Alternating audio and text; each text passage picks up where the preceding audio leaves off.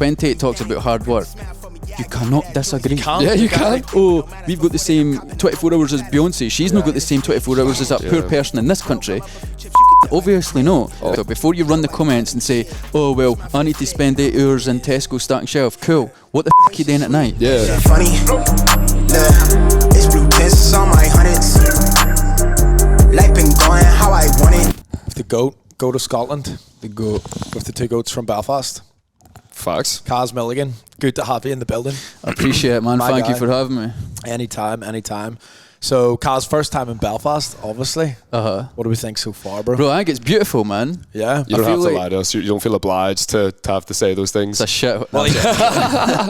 They went out shopping. Where did you go? The first place he went? Castle Court. Castle Court. But I never knew what was centre. He thought this was the main shopping centre in Belfast. That was shocking, to be fair. Like, when they told me, I just burst out laughing. See, when I was in it, though, I was like, I hope this is the main thing. So did you just go on Google Maps and just type in any shopping centre and just land in a Castle Court? How'd you not see the big glass dome? That's my question. Is it? There's a big glass dome. Blame her.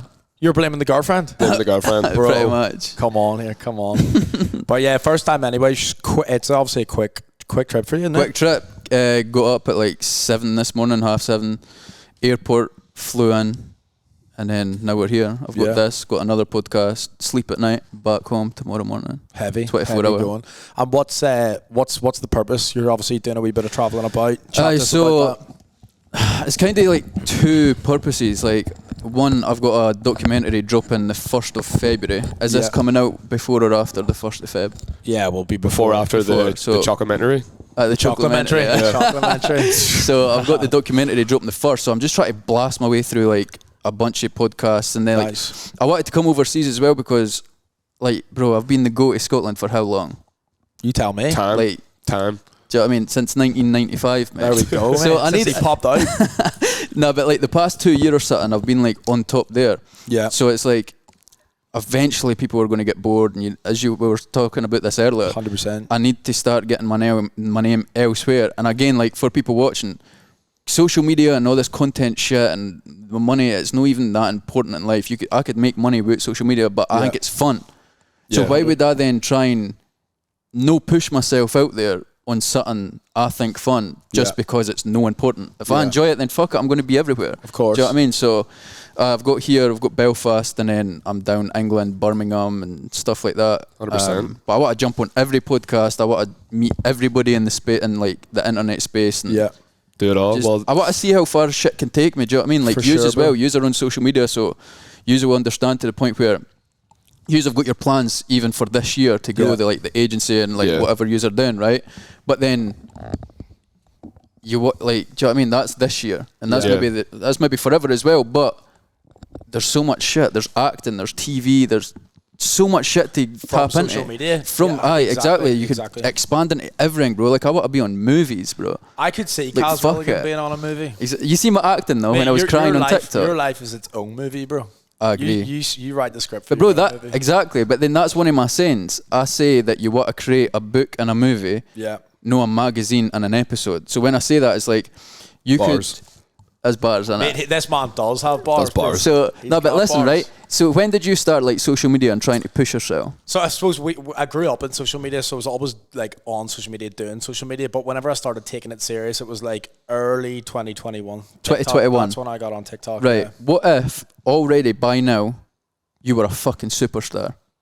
Fair enough, that would be cool. The money would be there, right? But if you went to write your story about that, bro, it's no inspiring. Yeah. It's a 2-year journey. Yeah, exactly. Nobody gives it's a fuck. Blow up and then do you know what I mean? So then if you were to write your story, it would be a magazine and an episode. Yeah. But I'm trying to create a book and a movie, therefore, bro, I want to be, this journey better last me till death when I'm fucking 80, 90, 100. Do you know what I mean? So like, I'm no fussed for blowing up overnight. I didn't want my journey to be Ligan Goods and social media, then that's me done. Yeah. Like that's going to take whatever amount of years. Right, cool, what can I do next alongside this? What movie can I be in? Fuck it, I'll be a presenter, I'll have my own talk show. Like, I don't know, I'm just, shit's coming off my head, but I'm just saying there's like, we should never stop. We should never have, this is my career and that's it. Like, nah, fuck that. That's part of your career. Yeah, exactly. Like, have 15 different And careers. I know for us, that can definitely be something that's actually quite challenging about social media. Is you don't know exactly what one thing to go in sometimes. Facts. I agree. Sometimes as well when you're doing something, I don't know if you maybe have this as well, but bro, sometimes you look and you're like, fuck, this might not be going as fast, and you have down days. Yeah, you're having days where you're like, shit, what if the haters are right? Do you know what I mean? Remember a couple of months ago whenever your TikTok account fucked up and you were like, fuck, it's over for me. It's over. Bro. Swear to God. I didn't post for like, it might have been 3, it might have been the guts of a month. And I posted again, and a night out video for me will always run do numbers. And bro, it was like the first hour, and whenever I post, I always close down the app. I went into his room, opened up the app, 300 views. I was like, what the fuck? Like, what, it never got views. I was like, mate, this is it. It's done. I fell off. I fallen off. Yeah. And I give it like 3 days later. It's scary though, man. That's why like I sort of took a step back, because I was just doing the same bullshit for like 2 years straight, and people people just get bored of the same shit. So that's when I was speaking to Beggsy. I was like, bro, who? In fact, I'm going to ask you. I want to actually see if it's like like what I was thinking's right. Name somebody that's brought out a documentary that's already a celebrity or reached their peak or a superstar. You're speechless because you don't know fucking anybody. Yeah, fair. Right? And it's because nobody, like, why am I going to then wait till other people think I'm valid enough to then do a documentary? Like, I've got contacts in TV, right? I've got like potentially my own show and shit for next year. Well, 2023 this year, later on in the year. And then I pitched it to TV. But I'm cool with having those. TV rejected it hard. I'm like, all right, cool. It's because I'm no valid enough, which is fine. Like, I'm nowhere near where I want to be. I'm no celebrity. I'm no superstar. But I was thinking, well, I've got Beggsy, talented videographer. Why the fuck do I not do it myself? Put it on my YouTube. Like, take responsibility for your own. Innit? And it's like, I'm not saying it's a documentary about my whole fucking life, whatever. Of course, I've not experienced anything, but it's called The First Few Chapters. Because I'm only going to speak about what I've experienced so far. But then I'm so long-term thinking that I'm going to drop this, right? And it's basically everything up until I was 25. So it's called Caz Milligan First Few Chapters. Bro, when I'm 40, I drop another one called The Next Few Chapters. And then when I'm 80, I make another one called The Final Chapters. Do you know what I mean? So it's like, it's just always constantly... Yeah, it's one of those things you can always use to look back on as well. You always want everything to be sequels.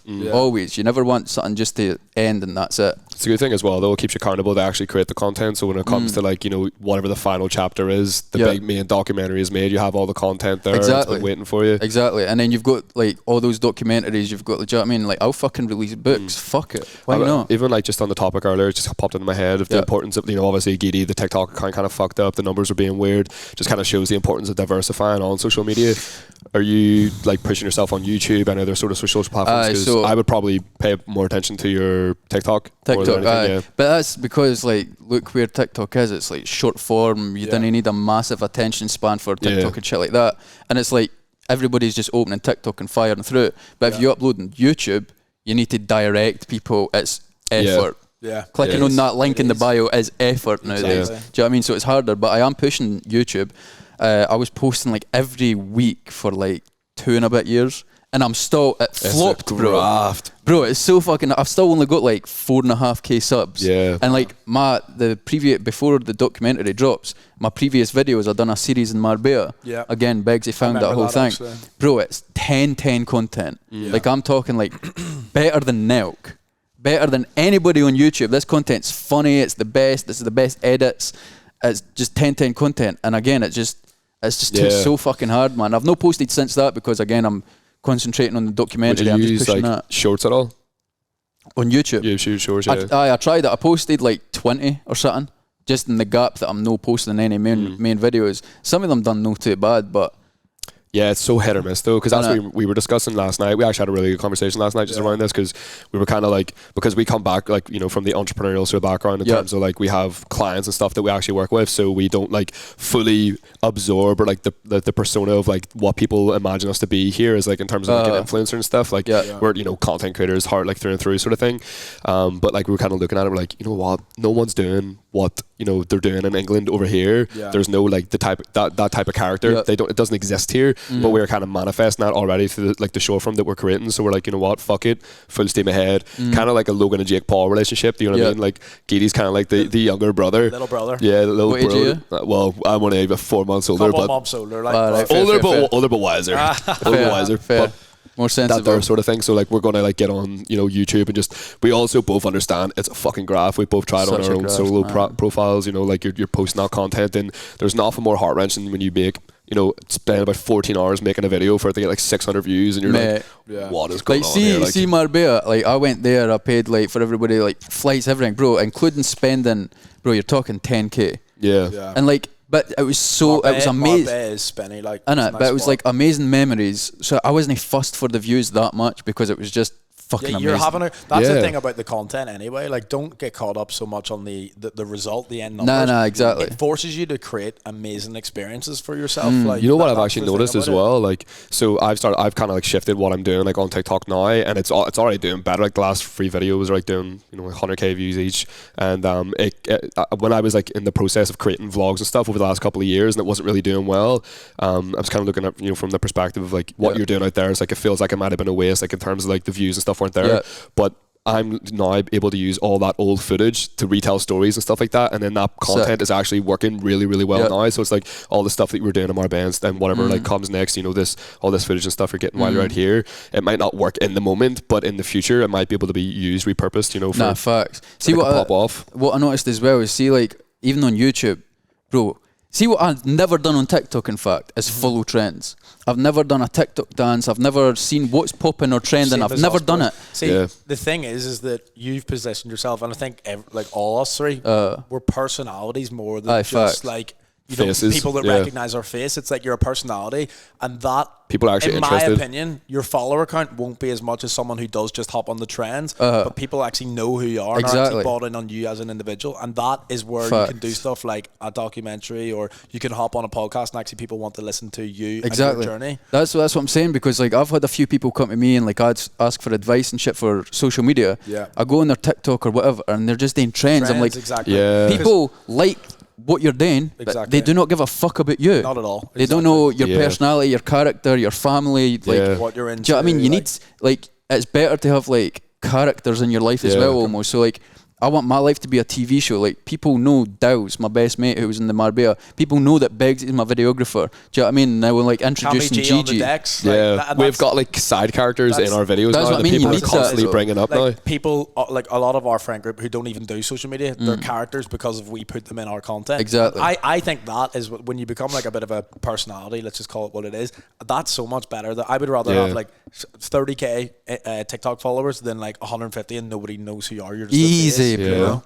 Because as soon as the trends die or TikTok gets deleted, there's no transferring. Exactly. They're just faces. Actually, I noticed this whenever, because Google invited me to an event last month whenever the England matches were going on. It was like whenever they got beat by France. You went? I seen that. Yeah. Out in Wembley in Box Park. And whenever I went up there, I walked in. I didn't know anybody. Obviously, I'm the only Northern Irish guy there, but I'm walking about chatting to these people, and I knew a couple of like the few big YouTubers and stuff, but there was a load of TikTokers and stuff there that had like millions of followers that you've just never seen before. But like whenever you go, and it's one of those things that could potentially be intimidating, but then when you actually look through it and you realize like everyone's just playing the viral content game. Everyone's just like creating viral content that ultimately no one gives a fuck about them.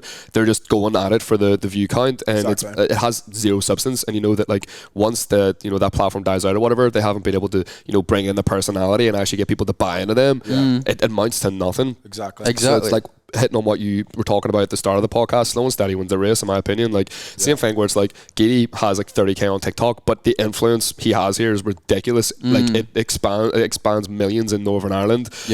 Because it's people are constantly going to see his content being stitched, being duetted on TikTok all the time. We'd open the feed, it's Giddy's face through the ads, all those different things. There we are.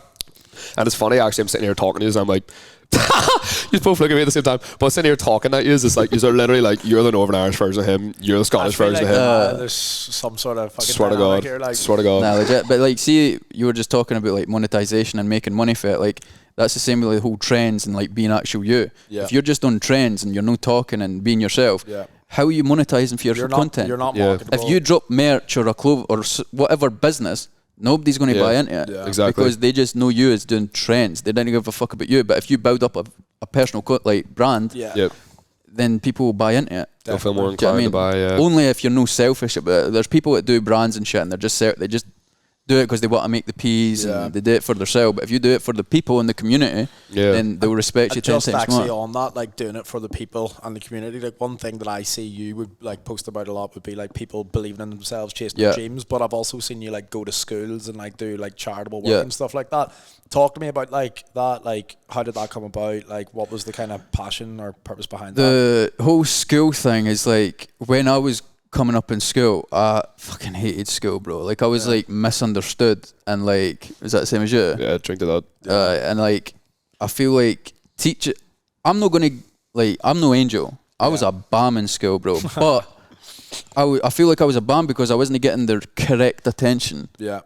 But I don't know what to word this, like I'm no in the wrong because I was obviously part of the problem. But I just feel like there's probably kids out there that was in my position getting their dreams crushed by words by their peers, where I feel like they need somebody like me to come in to encourage them and influence them. See, I agree with that. I mean? Like school definitely caters for like one type of like individual. You know, like it's a learning game. It's really a memory game. You know, where there's people who may be creative, like we all are in this room, and school definitely doesn't cater for you. You know, fact. So it's like when I was thinking about it, and I was just like, fuck, there's what I went through. Like, for example, this story, I've said it multiple times. I was in like third year. What do you call it here? Third year as well. Third year as well, right? So you're like, what, 13, 14? 13, 14, yeah. Aye, we were in business class. So it was like the year before you pick your subjects. GCSEs. So like before that. The year before that.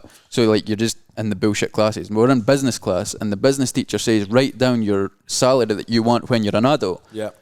So I wrote down 50k, knowing that's still a good salary, right? I'm no like oblivious to that. It's still a good salary. But I wrote down 50k and she laughed at me, bro. Said like you're dreaming too high. Like, just because she was on like 30. Yeah. Right? So I was like, what the to think about now, like, isn't it? That's what I'm saying. So like when I look back to that, even when at the time, because I was like a very self-aware kid, like growing up, I was like, nah, I know that's fucking easy, right? Yeah. But I was just thinking that even at the time, bro, if you laughed at any other kid that never had a mindset like me, their whole future is gone. 100%. They'll wake up the next morning reprogrammed. Yeah.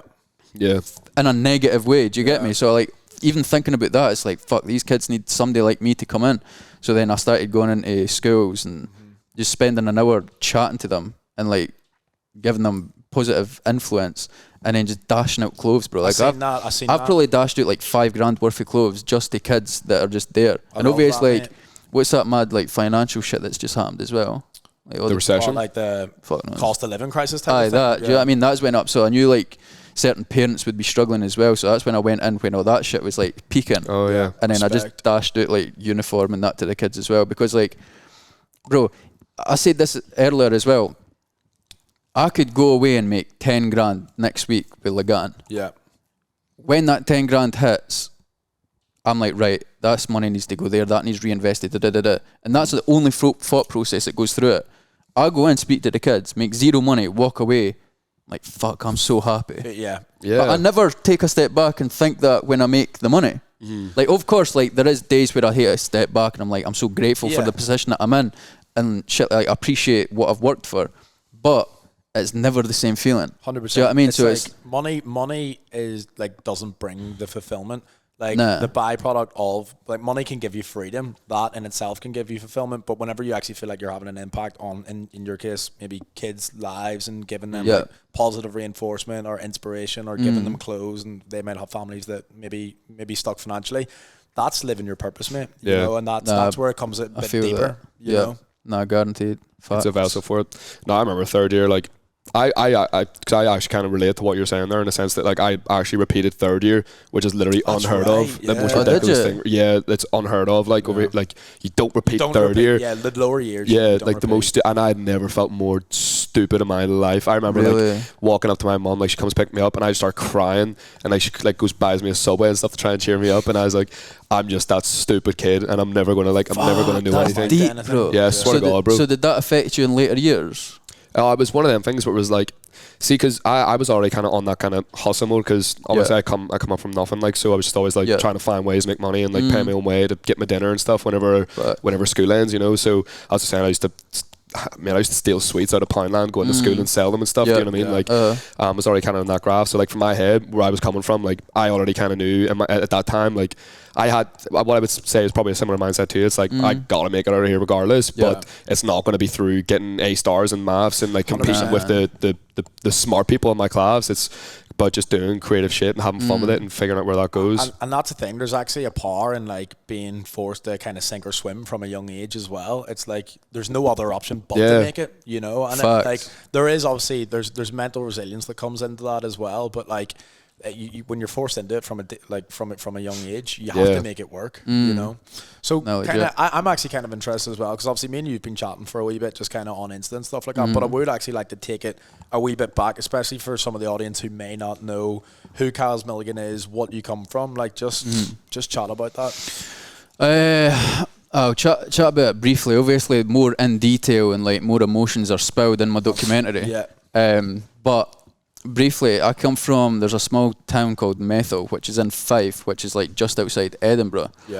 And Methil's, bro, like growing up, but everybody's got a story in it. Everybody comes from like rough, well, not everybody, but a lot of people come from rough places and shit. But bro, we grew up like on a weekly basis running for your life. Like, do you know what I mean? Like the local young teams or whatever, pulling out blades and shit like that. I'm like, the Neds, exactly. We call them Smicks over here. Smicks, we call them BAMs. BAMs? BAMS.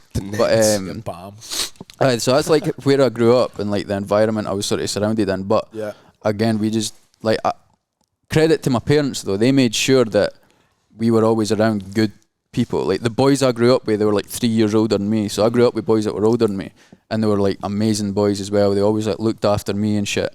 So I was never like around the BAMs. But then I like, of course, when you go into high school and like later years, well, I dabbled into being a wee bit of a BAM, but I wasn't too much, man. But my location wasn't the best. And then you were down to London for a bit, was that? So I went to London. That's when like the career started. So left school at like 16 or something like that? 15, 16, and then took a jump, went down to London fairly quick after that? Nah, so when I left school, like I knew that I wasn't going to like work a 9 to 5, right? But I was still like a bit stupid or whatever. So then I ended up working like as a labourer for a few years, and then like a welder's mate for a year or something, and then I was a pipe fitter for like just over a year. And as a pipe fitter, I was walking home with $1,000 a week. Like money was sweet for a 9 to 5. For a 9 to 5, do you know what I mean? Well, like, that's what I'm saying. And I think I was maybe like 19, 20, take that, like, earning that money like after tax. So like that was cushy, but again I was just like, you're working next to you're working next to like somebody that's 45 that's struggling to get up off his knees. I'm like, bro, you don't want that. You don't want like that. I'm looking into my future, looking at you. I'm like, mate, fuck this. So then I dashed that job, and then I ended up single at that time as well. That's when I went through like a wee bit of a bad phase, like drinking and shit like that. And then I got like offered to promote somebody's clothing, like a clothing brand. I got offered to like promote their clothing, but this is 7 years ago, so I was 20 at the time. Nobody was an influencer back then, bro. Like 7 whole years ago, and I was like, it was a different landscape, like. So I was like, nah, fuck it, I'll do it. Free t-shirt, cool. No, it was a hat. No, I tell a lie, it was a hat, and it wasn't even free. I'm talking shite. They gave me 20% off discount, so it was like 20 quid. And I was that broke, I still couldn't afford it, because the money I made for pipe fitting, I dashed on night suit. Like I had like 15, 20k or something saved up, dashed it on like a year, just going out, partying. And then so I was too broke to get the hat, so my pal Kami, he copped me the hat, and then I promoted that, and then done that for a few months. Then they invited me down to model at a photo shoot down London. I had done that 3 times, and then on the 3rd time he says, don't go back home, we need a creative director for the brand. So I was like, cool, this is sweet, this is my opportunity to make it. Do you know what I mean? Like fuck a 9 to 5, like I'm done with that life. So I had a bag with like a 1 change outfit, and I had to stay in London, no money, like still broke as fuck, minus in the bank, nowhere to sleep or nothing. He was like, look, my grand's got a spare room, or my missus has got a 1 bed, like, and London, so it's like just a bedroom and an ensuite, and that's it. So I had to also sleep on the floor while him and his missus was on the bed right next to me, bro. And then or I was like jumping between that and his grand spare room, and then we eventually got to the point where we got the business to the point where we had an office. Yeah. But you weren't allowed to sleep in the office and shit. It was always like protected. But then I had to end up sneaking into the office and sleeping on cardboard and shit, bro. It was rough, bro. You've been through it, then, G? But it's because I just knew that was going to lead to bigger and better things. So when I was doing there, and I was like doing there for like a year, under minimum wage, like life was amazing in my mind because I'm like, bro, I'm making it. I'm in London. But obviously, like financially and the way I was living was shit. Yeah. But I just kept grafting. I gained the experience. I gained the contacts I needed, like for the clothing brand and shit like that. Ended up going to New York for a photo shoot with the brand. Went to New York with 90 quid in the bank. It was tough, mate. For like a week as well. So I was like, Mackey's 90, like $1 burgers every day and shit just to get by. That's still us these days, bro. Bro, legit. Bro, I'm so tight with my money, I swear. Oh, have to, like. And then I ended up coming back up Scotland, like, but I got kind of fucked over, like business never went that best.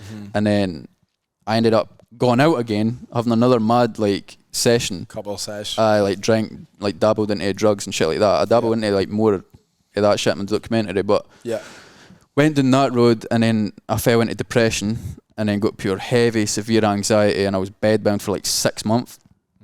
But that 6 months gave me time to like look back at my life and realise, right, I've got these issues because of that happened. I've got like all these trust issues because of this and blah blah blah. And then I was like, right, I'm back here.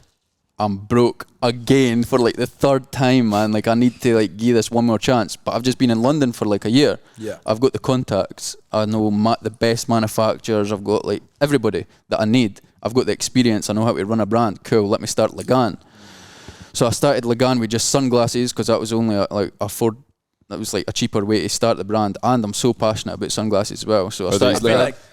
These are. I was going to say they're really cool. The trademark. Thank you, bro, appreciate it. Trademark Caz Milligan look. Bro, that's what I'm saying. Like, so when I was like thinking about it, I started pummeling like sunglasses. I ended up buying like 40 pairs of sunglasses. I was like, right, I need to be known for sunglasses. So I spent maybe about 4 months just constantly talking about sunglasses on my socials. But still, even at this, I had like 12k followers or something. I just kept posting about sunglasses, and then boom, I'm known for sunglasses. Then I dropped the brand, so it was like planned as well.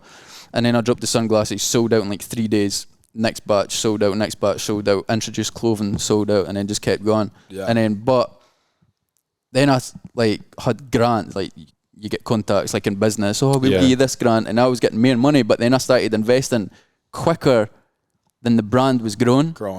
So then I started having too much stock and not being able to sell it because I put in too much money. Do you get me? So like, because you weren't drop shipping or anything like that. You were buying in the product. Buying in the bulk. Because that's one thing I actually would say is I obviously got the power of the mad risk that like shout out buying stock. I got the chocolate creams. And you could tell that it wasn't drop shipped, like the way everything came packaged. Like bro, I still say this to this day, man. Our sunglasses packaging is the best sunglasses packaging in the world. It was clean, like really I've had Ray-Bans, I've had Gucci, I've had Dior, I've had Prada. Mine blows them out the water every fucking time, and that's like something I'm proud of. Because bro, everything's branded. Like it comes in the Ligan mailing bag, then the Ligan box, then the Ligan leather bag, then the Ligan tissue, and the Ligan pouch, and then the sunglasses. Really it all adds to the experience. Like that's what I'm saying. And it's that personal kind of touch, you know. Nah, facts. But yeah, what like obviously. We kind of both were in the agency and stuff like that. Talk a wee bit about social media. How like important would you say social media has been in growing the personal brand and as a byproduct growing the business and the documentary and stuff as well? Massive, bro. Like my personal brand could come off social media, and I could still make money. But if Ligan wasn't on social media, I'm self-aware and I'm humble enough to say that I'd be broke. 100%. Easily, bro. Like even ads, like Facebook ad, like ads manager, Facebook ads, Instagram ads, shit like that. That's social media. Exactly. Do you know what I mean? And then I do a wee bit of like email marketing and shit like that every week. But it takes a long ass time. Like even I think we take massive inspiration from you represent like George and Mike as well. Like even not even just down to the clothes, but down to the people that run it and stuff like that. But they've been on that grind for a decade. You know that's what I'm saying, bro. It's only the last like 2 years that they're really starting to properly take off. Exactly, that's what I'm saying. Time in, like 8 years underground, bro. Exactly. I was actually working with a clothing brand there that basically they stock like luxury goods, and then they basically went on to produce their own stuff, and basically kind of overbought on stock, and they're a bit stuck for it now, like, because a lot of people have that short-sighted mindset without realizing like the time that needs to go into like building that brand online, getting people to identify with your brand, you know, having a core message and why they should be buying from you. So it's definitely one of those things. It's like, if you're going to get into the clothing business, you better be committed, because it's going to take time to do it right. Man. Yeah. So fucking hard. What would you say kind of separates your brand from the rest? Why should people like... I'd just say, like, see, when I first started Ligan, I didn't want to be attached to it, because I knew that at any moment I just knew that, like, I'm not everybody's favourite. So when I was starting the brand, I was like, I've got like contacts, like people that are doing millions a month, like with clothing brands, and I was trying to get advice for them, like, bro, I don't know what to be attached to this, I don't know what to be the face of it because of this. Cool, I just want to build an actual brand. And they were like, bro, you've got tens of thousands of people at your fingertips, take advantage of it. So I was like, you know what, fuck it. But I don't know if it's kind of bit me in the arse or no. Like, obviously it still worked out, still growing, year by year Ligan's still growing, which I'm happy about. But it's like, I don't know, now Ligan is always looked at as my personal journey. Yeah. Do you know what I mean? But which is good, because as I've just explained, like, my whole journey with like school shit and like believing in yourself and trying to inspire the kids, and every time I go into school I'm dashing Ligan products for free to all the kids and stuff like that. So it's like, I don't know, I feel like kind of my journey represents Ligan, and Ligan saved my life. Like, when I was going through that whole depression shit and stuff like that, bro, I was one night away from ending it. Like, ending life, man. And then I fucking use a religious, innit? I'd say so. Yeah. Are you religious? Spiritual as well. Yeah, spiritual. Yeah, you believe in God and that, yeah. By the way, I want to have a conversation like later about that, because I don't follow a religion, right? And I've never believed in God until I went through that like time. At that time, yeah. And I was like literally one night away from ending it.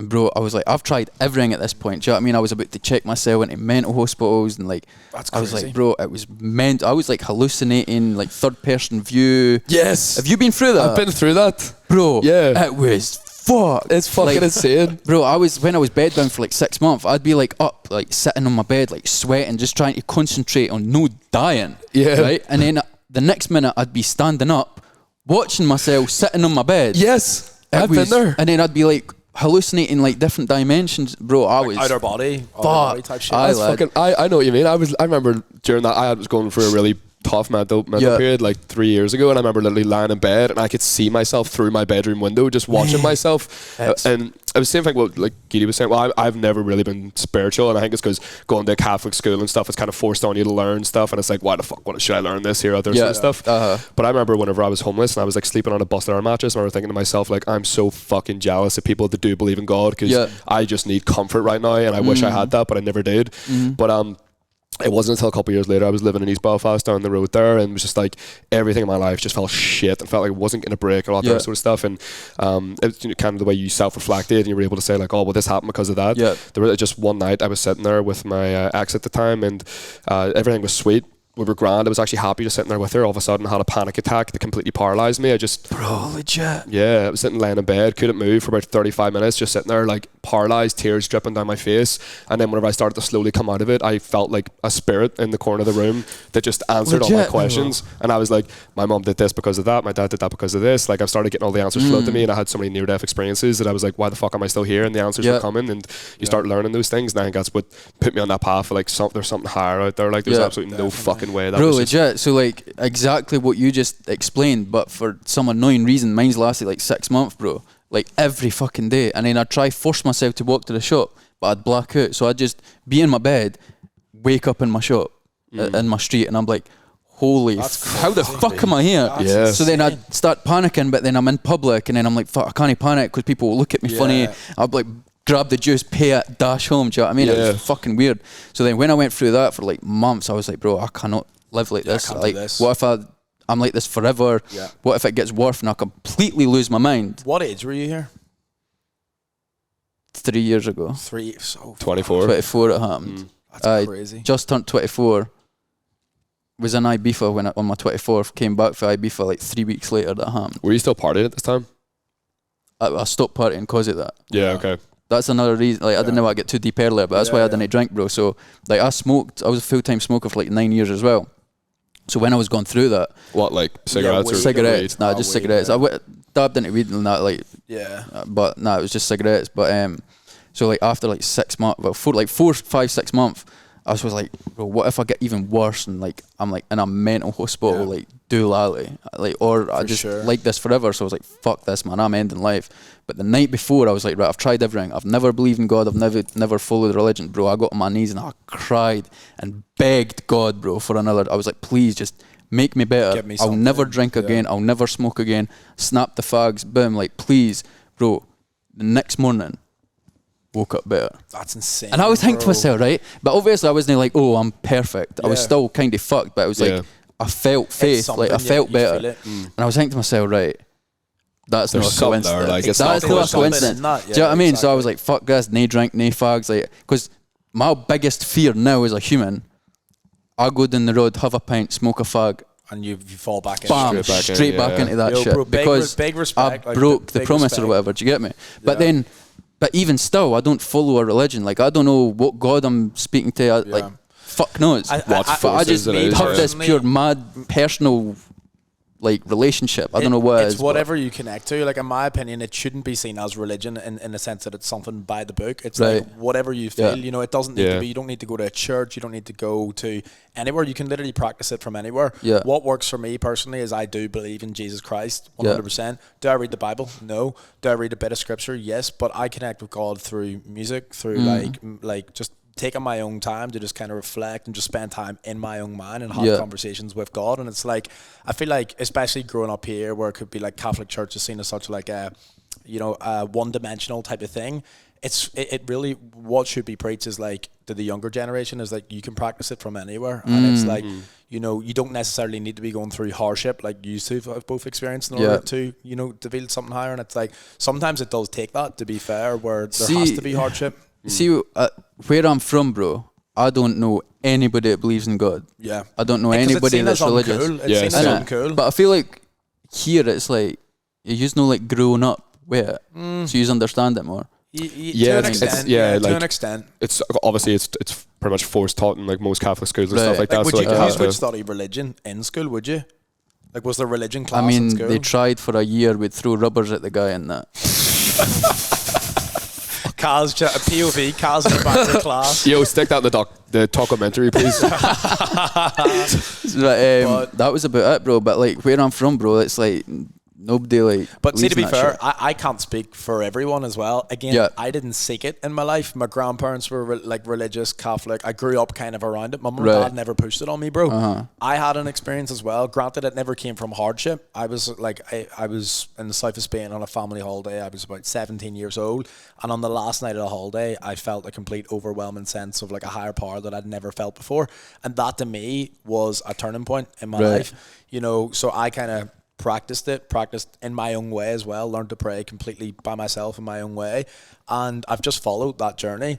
That's resulted in friendships, relationships, circumstances, like in a relatively short space of time, and that's where I think it you know, the power lies in your sense, growing the brand, growing on social media. That's all stuff that, like, I think there is a higher power, and it's like you attract that stuff as well. It's like a lot of people talk about law of attraction. It's like that. You know, it's even that thing of like what you're doing with the school and stuff like that. Because I was one of the other clothing brands I was working with for a couple of years. A lot of them in there were Christian. It's called, man, whenever you buy a product, we would give another one to someone that's homeless. So we would regularly be out in the streets, actually physically donating products to homeless people, having conversations, inspiring, hope, and all that sort of stuff. They're all very Christian. It was one of those things that's like, I was kind of getting sucked into it. But whenever like we're growing up and stuff like that, like up especially where I'm from, like it's like embarrassing to say you believe in God. Do you know what I mean? Like that's same where I grew up as well. But like, see, when I started like social media and I started meeting like more people and like you're bumping into more walks of life, that's when it sort of like my mind opened up as well. Like, because obviously you need to respect other people. Like, I've got like Muslim friends and stuff like that. And I was thinking like, bro, there's so much more to life than the area that I grew up on. 100%. Do you know what I mean? That's when I started learning, and then that's when sort of my mind opened up. That's when you start becoming very like ambitious, whenever you actually start putting yourself out of your comfort zone and going to different countries and different places. Facts. What were you going to say there? And that's why we obviously spoke a wee bit on trolling as well. It's like you get trolled by the people who never leave their own town, or who never really expand or grow themselves that much. They'll look at you doing your thing and be like, oh, who does this guy think he is, you know? See what's crazy as well? My birthday's at the start of August, right? Went to Ibiza. And then like 2-3 weeks after that is when the whole depression shit. I went for, I can't remember the exact, it was like 4, 5, 6 months. I obviously like fucking begged for another chance, like a better life and shit like that. Chocolate cream popped off late January, middle of January. Yeah. So that's like 5 months after. That's mental. Chocolate cream. Chocolate cream. Chocolate cream. But that's mad though, because that changed my whole life. Yeah. Do you know what I mean? Peas started coming in, opportunities bro, and shit. That was mad. Like I even seen, like you got to open up a Starbucks from the chocolate cream stuff. My local Starbucks. I'm now banned from. And it was literally just that. You're banned from it. You're banned. Wait. I seen that video, but from the start, the chocolate cream thing. Give context. Tell the story about this for our audience. Bro, I still didn't really understand why it popped off. Right, give context. But I did help it blow up, if that makes sense. Right, so I got uploaded at 27th of December 2020. I think it was something like that. Yeah. And it was just me literally talking about my Starbucks order. I wasn't trolling. Yeah. I was, do you know what I mean? I'm just talking. Oblivious. Aye, but then the way I say chocolate, everybody, he's saying it funny, and then people were saying that I've got an Indian accent, and so it just started blowing up. And then I had like a week to like sit on it. I was like, right, either ignore this and it'll be dead in a week or two. Yeah. Facts. Or I play on it. Yeah. And I was like, this might be the opportunity that I'm getting to like change my life, bro, legit. Cream. So I was like, fuck it, I'm rolling with it, man. So then people started tweeting about it. I was like, cool. If I screenshot it, put it on my story, I get thousands of views, they get thousands of likes. Yeah. It will influence somebody else to tweet about it. Boom. A week, 2 weeks later, there's like 80 to 100 people tweeting about it a day. It's like every day, constant, bro. Like every TikTok I was making was like hundreds of thousands of views. It was just kept popping off. But I was like influencing the haters to pop it off, but then I had to pretend it was annoying me, so they feel like they've got the upper hand and they're bullying me, but really I was just playing everybody, bro. Trolling the trolls. Everybody was getting played. Puppet master. Yeah. Legit. That's the way we describe it up here. Like, well, in Scotland they always say that I've got the country on strings, which is facts. Everybody's on strings. Same here. Same here, yeah. Facts. But yeah, continue with the story there. And then big opportunities came, TV came for it. I got like noticed and then put on TV, and then Starbucks was opening a franchise in my local area. Mm-hmm. They invited me down to open that up. That's ridiculous. Like, bro, it was mental, man. But then they banned you. And then they banned me. Why, tell me about that. Why? That was so good. So it was only like 2 months ago or something. Like, bro, you should have got a Starbucks deal. You should have got a Starbucks black card and got Starbucks free the rest of your life. That's what I'm saying. They banned you, like, bro. People still like in Glasgow and that still go up like, oh, can I get a Caz Milligan? They'll give them a white chocolate. Bro, cream. I'm not gonna lie. I asked for a Caz Milligan over here one time. I swear to God, man. I swear over my life. Wait, did they give you the drink? They didn't give it. He was like, what are you talking about? Why did you just set up me? He's like, oh yeah, nice. I'm just gonna be honest, but yo, I asked. At least you tried though. That's lit. Bro, fair play. Taking the chocolate cream overseas. Overseas, isn't it? Chocolate cream. The chocokumentary overseas. What exactly was it again? So a white chocolate cream boot. Right, lads, no more of this Starbucks talk. He's been banned. No more free promo. By the way, Starbucks is shit. Don't buy from Starbucks. Go Costa. The hot chocolates are great there. The hot chockies, whatever they're called. But yeah, chocolate cream, bro. That's mad. Bro, it changed my life though. Yeah. Grateful. Well, I got the chocolate cream sunglasses in the end. Bro, they sold out like 6 influenced. Hashtag influenced. Hashtag influenced, indeed. Legit. But yeah. What's next for Caz Milligan? What is next? A shitload, man. 2023, I'm heavy trolling right now just to get eyes on the documentary. Mm-hmm. But as soon as that drops, bro, not one single hater could negatively judge me if they watch the documentary. Ever. Like, trust me, everybody's got a story, I get it. But nobody's watching this full documentary and coming away saying, he's a dick. Yeah. It's impossible. Yeah. Like, impossible, man. Everybody that watches this surely fucking like me, or if no, respect me. Yeah, that's the thing. I mean, is that like, are you trying to like flip perceptions? Is that what kind of what you're going through at the minute, where you do want to turn the trolls into like love, or every single troll will turn into a supporter eventually if they just keep watching you and never give up watching you. Facts, they will like you, bro. Unless you are a dick. Would you do much lives on TikTok? I did. I go through phases, man, but I feel like now I feel like people are getting bored of TikTok lives. I don't know. I don't think so. So like, because I've been doing them pretty regularly, and it's just like consistently, it's the same thing. It's me just making mince wraps at night time. Like, just I need to get my calories in. I've seen a few of them. I've seen a few of them. Yeah, just jump on 11 o'clock at night, and obviously you would get trolls in there, like always taking the piss and stuff. And then by the end of it, I literally see them commenting like, "You're actually really dead on." Legit. Every single troll will love you if they just watch you for a long enough period. That's it. It's you'll get people on nights out that'll be like, "Mate, I'm not gonna lie, I thought you were a dickhead. Talk to you." And exactly, you're that conversation. Regular person, like, do you know what I mean? It's like exactly. But 2023, I'm going to like push a more serious and professional. Yeah. So like obviously it's always been there, but I've just never pushed it online. Yeah. So I'm wanting to sort of like 2023 people take me fucking serious. Good. But I enjoy trolling, bro. Exactly. So I'm not going to stop. Yeah, it's too funny. It is. And it runs the numbers as well. Like, exactly. Like I could, like for example, like I didn't do the good shit that I do for views. I didn't do it for validation, nothing, right? But if I know it's going to inspire somebody, I'm going to upload it. Yeah. So I could run a TikTok right now, say chocolate, stop it, post it, get 250,000 views. Yeah. What's the impact? Exactly. Or I could film myself going into a school, inspiring the kids for 60 minutes, dashing out free clothes, and get 10k views. Yeah. Do you know what I mean? Trolling gets the views, bro. It does, exactly. And it's fun, man. And like, people love a villain as well, bro. Exactly. Yeah. But the thing is, see what's fucked up, right? See all these trolls. See if I'm on social media, right, or yous, and yous are being so serious and so professional, and I'm not doing this and I'm not doing that because I'm professional. Everybody in the comments will be like, oh, it's not that deep. Social media is not that serious. True. But then if you're on social media and not taking it serious, they're going to troll you for it. You can't win. You can't win, bro. That's what you need to realise. Yeah. You're never going to win. You can't pay attention to those comments. Exactly. It's like we were talking about last night. It's like you almost need just a social media manager when you're doing what we're doing here, just to edit your content, post it so you don't look at it and get sidetracked. Like, just stay focused on the mission, because you're not going to change their perspectives. You're not. But it's kind of like, I think, like, even the way you're kind of speaking about it there, it's like, it's the Logan Paul journey I look at. Well, no, not anymore, because now he's getting fucking cancelled again. But there was a period of time there where he actually turned into a respectable human being. And people, you know, in the beginning, he was just like the Vine guy, you know, who, like, just taking the piss out of himself, viral content. Then over time, obviously, the vlogs, all that sort of stuff, no one liked him. And then after that, he brought out the podcast, all that sort of stuff. And people actually started respecting him and actually liking him. And that was like a 6-7 year journey. Do you know what I mean? To bring those like haters, turn those haters into fans. And I think that's kind of the space that we're all kind of in right now, where it's just like, we're out here. I think the mission right now is to get attention. Attention is currency. Do you know what I mean? Like, so we know how to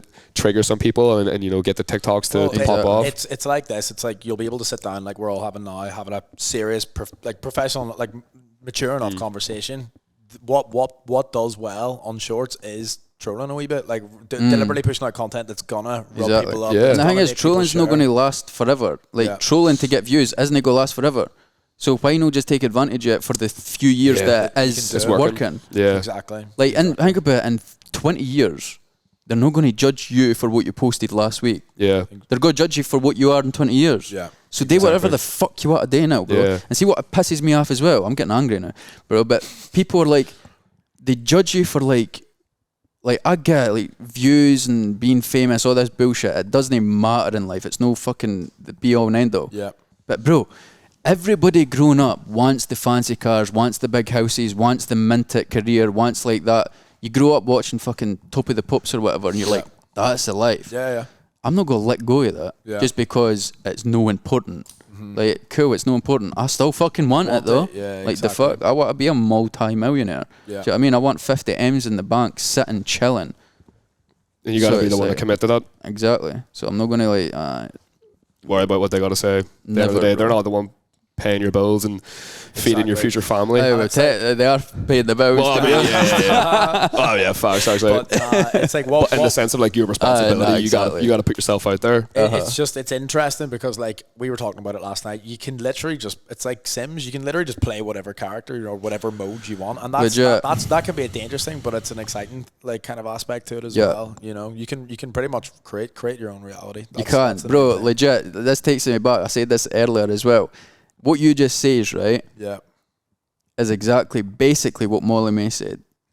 Bro, I agree with what Molly Mae says. Do you? What was that? The 20? You've got the same 24 hours. I agree. Yeah. Every fucking hater, troll, sad bitch on the internet wanted to twist it in a negative way. Oh, we've got the same 24 hours as Beyonce. She's not got the same 24 hours as that poor person in this country. Fucking obviously no. But guess what? There's been poor people in the poor countries that's also made millions. Yeah. They've just had to do certain...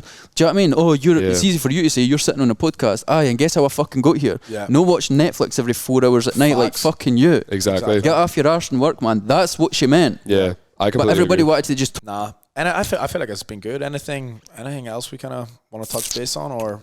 I'm all good. Any use? Like, so that was a pretty productive conversation. That was sick. That was a sick podcast. Good way to end it there as well. Can't wait to clip that up and stick it on TikTok. And everyone's going to be like, he agrees with Molly Mae. He likes Tate. There you go. That's the viral content right there. I do agree with Molly Mae, man. No, I remember when that first happened, and I was like, I didn't understand the backlash she was getting, because I think I literally just read a couple books that was talking about the same thing. That's like, we all had the... Because I remember that blew my mind when I first read it, like a year prior to her saying that. I was like, we do all have the same 24 hours in a day. And obviously... See what's fucking annoying as well? See them people moaning about it. They're like, oh, Molly, it's all right for you to say you're a millionaire. You click on their profile, they're stacking shelves in Tesco. You are privileged. Yeah. You are fucking blessed to stack shelves and earn 10, 12, whatever it is, 10 or 8 quid an hour. Yeah. Like, you're trying to be the victim. Yeah. But that's what Bro, there's people out there drinking fucking dirty water and you're trying to play victim to Molly Mae. Shut the fuck up, man. Yeah. It's fucking nippy. People do a lot, like, especially this generation. It's soft. I think people are so soft. Like, people always play the victim mentality. But that's the thing. Everybody's a victim, bro. It only comes whenever, like, you actually search for, like, you know, within yourself, like, why do I actually feel that way about myself? Like, why do I feel the need to leave those sort of comments or, like, reflect in that sort of sense? Like, because that's what I realized whenever I probably would say the same, say, like, oh, she's such a dick. But whenever you actually learn and are able to look back on your life and be like, whoa, I'm actually responsible for my life, past, present, future. That's when you realize, like, yes, we do have the same 24 hours in the day. Like, like, you choose how you're going to use those 24 hours, regardless if you're a millionaire or you're not. Of course. Like, and before they run the comments, right, because this is obviously going to get clipped for TikTok, before you run the comments and say, oh, well, I need to spend 8 hours in Tesco stacking shelf. Cool. What the fuck are you doing at night? Yeah, exactly. Smoking roll-ups, playing Xbox. Mate, I was literally, see, my diary's over there. I was working in a startup clothing brand for 3 years. Whenever I first joined that clothing brand, there was 2 full-time employees. Now there's like 20 odd. It's a 7-figure business. But whenever I was looking at my diary, I was a hard fucking worker. I always have been, and like every day I was dedicating my life to help build that personal, like that the visual image of that brand online. So I would do that literally 10 hours a day. Whenever I wake up, get in the office 8 o'clock until about 6 p.m. I would come back in my diary. I wouldn't even eat dinner because dinner would make me fatigued. I would get home and I would work on like my personal brand from 6 o'clock to 11 o'clock. That's having the same 24 hours a day. And then I would eat my dinner. I would go to sleep. That's what you do with your time to be productive. Or you could sit there and just play Xbox all day. Not that there's anything wrong with that, but if you're the one that's doing that, you do not sit in a position to be like to judge that sort of comment of, oh, we all have the same 24 hours. And you're not using it productively. So see the people that are just hitting their job, coming back, playing Xbox, watching Netflix, cool, and they're no moaning, and they're happy and they're content. Bro, you have one in life. Exactly. That's what I was gonna say. See, if me working a 9 to 5 and all that shit brought me pure happiness, bro, fuck all this stress that I'm going through to try and build this life. I'd be working a 9 to 5, but me doing that life causes me depression. So then he moan at me because I've had to choose a different path of life because your style of life doesn't align with you. Align with me, exactly. Nah, it's like you're hardwired for it, you know. And it comes from like all those different experiences, like as you're growing up as well. Like I think what I've learned recently is, because I've been on a bit of a party mode the last couple of months after me and my ex broke up, and just kind of like, because we were together since I was 16. I'm 24 now, like, so it was a very long time, and I was locked in for so long. Like I was all about the hustle, becoming like just so dialed in and so like obsessed with my craft and just becoming like the best at what I do. That I never went out, never partied, didn't do anything off the rails. You know what I mean? Like I was just so locked in, and during that time, I was seeing like TikToks and stuff, like people saying like, don't chase girls because X, Y, and Z. And I never related that, obviously, because I was in a relationship. But I didn't see like the distractions of what the outside world has to bring until I actually started experiencing it. But I was so dialed in for so long that I was like, I'm just, this is me naturally. But then whenever you come out of that and then you're able to go about in your party, your freedom, you travel, do all this sort of stuff.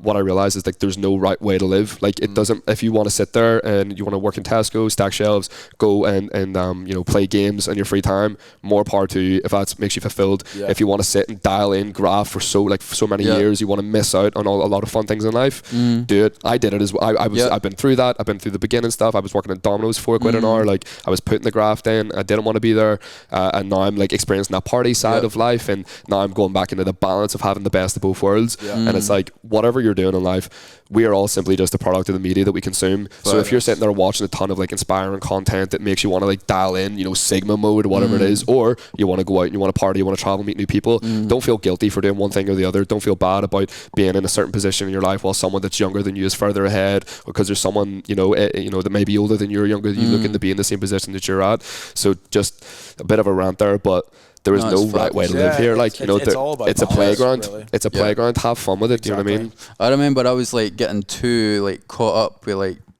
like career wise, trying to like be where I want to be and shit, right? And I remember it was me and Dow's, I believe, walked up this mad hill, and I was just looking, bro, seeing all the cars on the road like fade away up on a hill, and you're like, bro, to me, all I can see is just lights going down a road. But bro, there's like main characters driving those cars, and it heavy humbled me, bro, thinking like, they didn't know that I'm up here.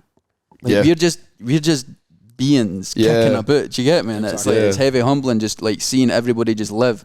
Just everybody, like, bro, everybody's an NPC kind of. Like, we technically. We all. But like obviously, like everybody needs to think that they're the main character. Like I know I'm the main character. Do you know what I mean? I try and live every day as I'm the main character, but like low key, everybody's an NPC. Actually, it kind of reminds me when I was in London there, probably more like along like the mindset, whatever it is. But I was in London there a couple of weeks ago, and I was walking down, I think it's Oxford Street or something, where like all the luxury brands are, Gucci, Balenciaga, all that sort of stuff. And I was with someone that is a millionaire, and like we were walking through, and he was talking about like, he was getting his girlfriend X, Y, and Z. And when I was walking through, I was like, why the fuck can't I just do this? Why can't I just walk into a store and just pick something up as if it's nothing? Like, why am I not doing that? And then that it's like you got to kind of put yourself in those positions. Like, if you want to get to that stage of wealth, you have to place yourself in those positions that make you think, what the fuck am I doing in my life here? Like, I should be able to walk in and just like spend 10, 20 racks on random shit like it's nothing. And the only way you get that, like, just by working smarter, not harder. Facts. But I think that was a very fruitful conversation. Anybody in the background there? Anything they want to spit in? Give us a clap. There we go.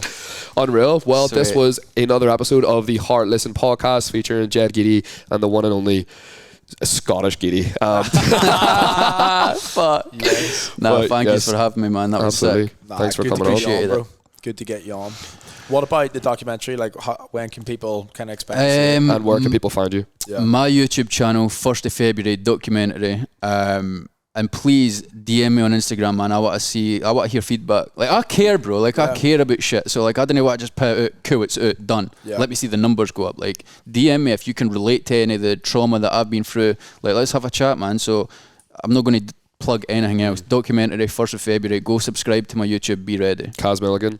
Sweet. Facts. My guy.